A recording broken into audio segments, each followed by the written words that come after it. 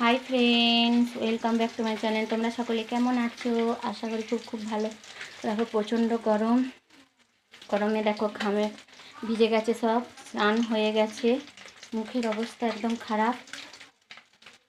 আমি তোমাদের সামনে আবার একটা মিনি ব্লগ নিয়ে উপস্থিত হয়ে গেছি। ঠিক আছে, তোমরা এই ব্লগটা দেখতে থাকো। দেখো বন্ধুরা, আমি কি করছি, যে মাছ ভাজা হচ্ছে আর রুই মাছ দিয়ে ফুলকপি দিয়ে আলু দিয়ে ঝোল করব। ভাত তো উনানে বস করে দিয়েছি, আর করেছি ছেঁচড়া বিভিন্ন রকম সবজি দিয়ে, সেটাও তোমাদের মধ্যে শেয়ার। দেখো বন্ধুরা, আমার এই রুই মাছ দিয়ে ফুলকপি দিয়ে ঝোলটা হয়ে গেছে, পটল দিয়ে।